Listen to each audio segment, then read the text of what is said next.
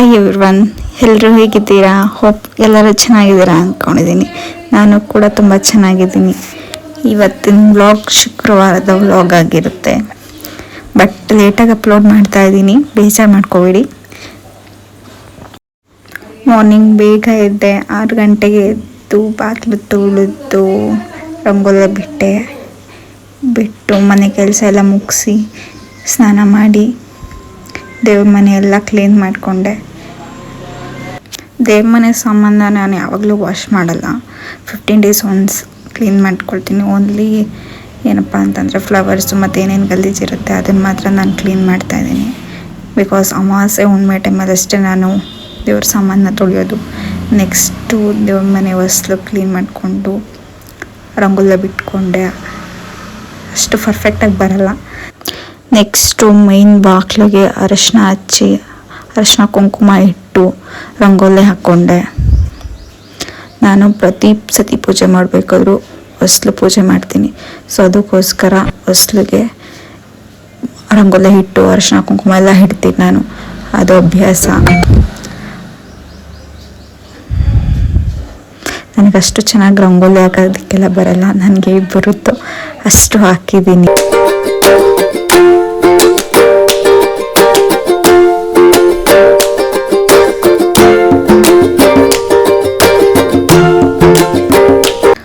ಎಲ್ಲರಿಗೂ ಇಷ್ಟ ಆಗುತ್ತೆ ಅಂದ್ಕೊಂಡಿದ್ದೀನಿ. ನೆಕ್ಸ್ಟು ದೇವ್ರಿಗೆ ಅಲಂಕಾರ ಮಾಡಬೇಕು. ನನಗೆ ದೇವ್ರಿಗೆ ಹೂವಿನ ಅಲಂಕಾರ ಮಾಡೋದು ಅಂದರೆ ತುಂಬ ಇಷ್ಟ. ದೇವ್ರಿಗೆ ಹೂವಿನ ಅಲಂಕಾರ ಮಾಡಿ ಆ ಹೂವಿನ ಅಲಂಕಾರ ನೋಡೋದೇ ಒಂಥರ ಖುಷಿ ನನಗೆ. ಅದರಿಂದ ದೇವ್ರಿಗೆ ಹೂವಿನ ಅಲಂಕಾರ ಮಾಡೋದು ಅಂದರೆ ತುಂಬ ಇಷ್ಟ. ಅದು ಇವಾಗಿಂದ ಅಲ್ಲ, ಮೊದಲಿಂದ ಚಿಕ್ಕ ವಯಸ್ಸಿಂದನೂ ಕೂಡ ಅಷ್ಟೇ. ನನಗೆ ಹೂವಿನ ಅಲಂಕಾರ ಮಾಡೋದು ಅಂದರೆ ತುಂಬ ಇಷ್ಟ.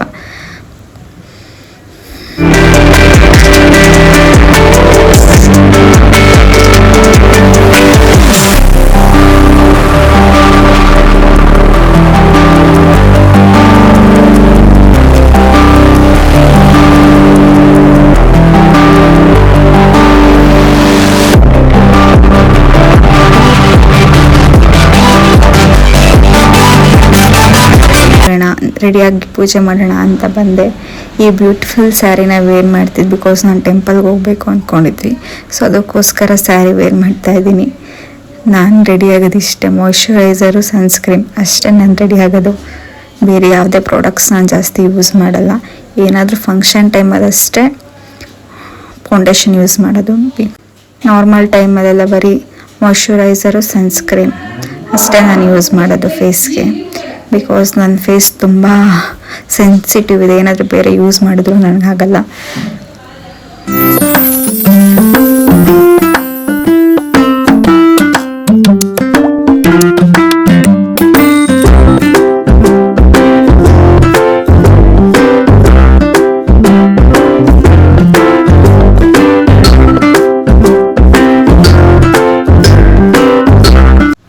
ನಾನಂತೂ ಲಿಪ್ಸ್ಟಿಕ್ ಲವರ್. ಚಿಕ್ಕ ವಯಸ್ಸಿಂದನೂ ಲಿಪ್ಸ್ಟಿಕ್ ಅಂದರೆ ಅಷ್ಟು ಇಷ್ಟ ನನಗೆ.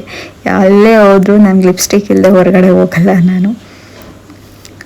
ಲಿಪ್ಸ್ಟಿಕ್ ಒಂದೇ, ಬಟ್ ಮೇಕಪ್ ಜಾಸ್ತಿ ಮಾಡಲ್ಲ ನಾನು. ಬಿಂದಿ ಫುಲ್ ಫೈನಲ್ ರೆಡಿ ಆದಮೇಲೆ ಈ ಥರ ಕಾಣಿಸ್ತಾ ಇದ್ದೀನಿ. ಚೆನ್ನಾಗಿ ಕಾಣಿಸ್ತಿದ್ದೀನಿ ಅಲ್ವಾ? ಚೆನ್ನಾಗಿ ಕಾಣಿಸಿದ್ರೆ ಒಂದು ಲೈಕ್ ಮಾಡಿಬಿಡಿ.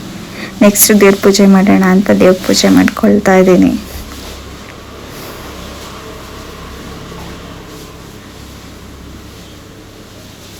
ನಾನು ವಾರದಲ್ಲಿ 2 ಟೈಮ್ ದೇವ್ರ ಪೂಜೆ ಮಾಡ್ತೀನಿ. ಒಂದು ಸೋಮವಾರ, ಗುರುವಾರ.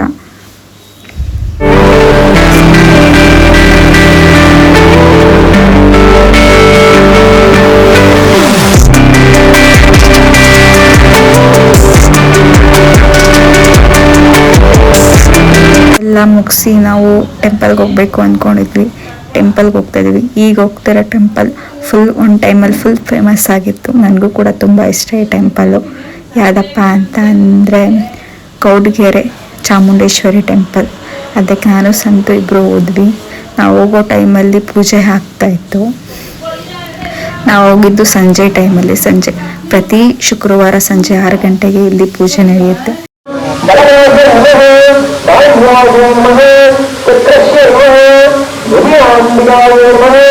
पंचपत्र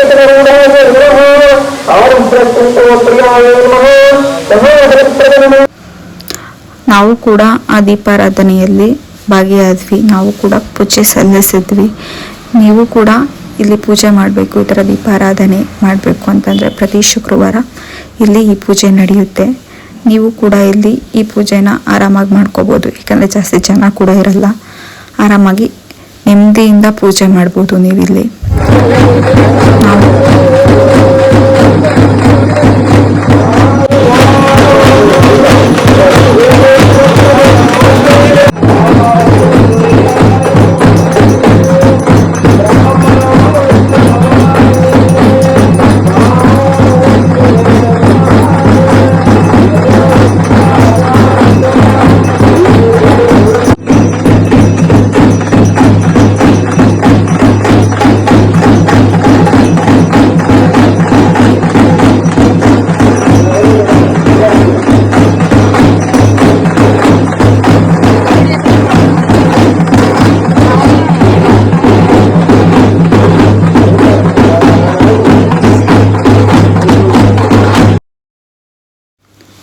ದೀಪಾರಾಧನೆ ಆದಮೇಲೆ ಪುಷ್ಪ ಸಂಕಲ್ಪ ಇರುತ್ತೆ, ಅದನ್ನು ಕೂಡ ಮಾಡಿದ್ವಿ.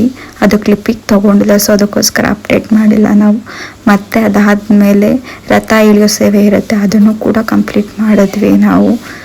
ಅದು ಮುಗಿಸಿ ನಾನು ಮತ್ತು ಸಂತು ಬೆಟ್ಟದ ಚಾಮುಂಡೇಶ್ವರಿನ ದರ್ಶನ ಮುಗಿಸಿ ಬರೋಣ ಅಂತ ಹೋದ್ವಿ.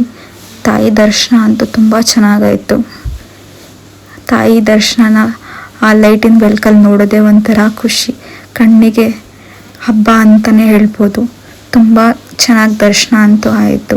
ನೀವು ಕೂಡ ಸಂಜೆ ಟೈಮಲ್ಲಿ ಹೋಗೋದಕ್ಕೆ ಟ್ರೈ ಮಾಡಿ, ಏಕೆಂದರೆ ಯಾವುದೇ ರೀತಿ ರಶ್ ಇರೋದಿಲ್ಲ, ತುಂಬ ಆರಾಮಾಗಿ ದರ್ಶನ ಮಾಡ್ಬೋದು. ನಾನು ಸಂತು ಆರಾಮಾಗಿ ದರ್ಶನ ಮಾಡಿ ಪೂಜೆ ಸಲ್ಲಿಸಿದ್ವಿ. ನೆಕ್ಸ್ಟು ನಾನು ಕಾಯಿ ಕಟ್ಟಬೇಕು ಅಂತ ಹೇಳ್ಬಿಟ್ಟು ತೆಂಗಿನಕಾಯಿ ಕಟ್ಟೋದಕ್ಕೋಸ್ಕರ ಹರಕೆ ಕಟ್ಕೊಂಡೆ. ಹರಕೆ ಕಟ್ಟೋದು ಹೇಗಪ್ಪ ಅಂತ ಅಂದರೆ ಅಲ್ಲಿ ತೆಂಗಿನಕಾಯಿ ಸಿಗುತ್ತೆ, ಅದನ್ನು ತಗೊಬಂದು ತಾಯಿ ಪಾದದಲ್ಲಿ ಇಟ್ಟು ಬಸವೇಶ್ವರನಿಗೆ 7 ಸುತ್ತು ಪ್ರದಕ್ಷಿಣೆ ಹಾಕಿ ಏನು ಕೋರಿಕೆ ಇರುತ್ತೋ ಆ ಕೋರಿಕೆನ ಬೇಡಿಕೊಂಡು ಕಾಯಿ ಕಟ್ಟದೆ ನೆರವೇರುತ್ತೆ ಅನ್ನೋ ನಂಬಿಕೆ ಇದೆ. ಆ ನಂಬಿಕೆಗೋಸ್ಕರ ನಾನು ಕೂಡ ಕಾಯಿ ಕಟ್ಟಿದ್ದೀನಿ. ತಾಯಿ ದರ್ಶನ ಪಡ್ಕೊಂಡು ರಿಟರ್ನ್ ಆದ್ವಿ. ರಿಟರ್ನ್ ಆಗೋಷ್ಟರಲ್ಲಿ ತುಂಬ ಲೇಟಾಗಿತ್ತು, ಸೊ ನಾವು ಹೊರಗಡೆನೇ ಊಟ ಮಾಡ್ಕೊಂಡು ಬಂದ್ವಿ. ನಾವು ಬರೋ ಟೈಮ್ಗೆ ನಮ್ಮೂರಲ್ಲಿ ಫಂಕ್ಷನ್ ಆಗ್ತಾಯಿತ್ತು, ಸಾಲ ವಾರ್ಷಿಕೋತ್ಸವ ನಡೀತಾ ಇತ್ತು. ಸೊ ಅದನ್ನು ನೋಡಿಕೊಂಡು ಮಲ್ಕೊಂಡ್ವಿ. ಹೋಪ್ ಈ ವಿಡಿಯೋ ಎಲ್ಲರಿಗೂ ಇಷ್ಟ ಆಗುತ್ತೆ ಅಂತ. ಇಷ್ಟ ಆದರೆ ಒಂದು ಲೈಕ್ ಮಾಡಿ, ಶೇರ್ ಮಾಡಿ, ಕಮೆಂಟ್ ಮಾಡಿ. Thank you for watching.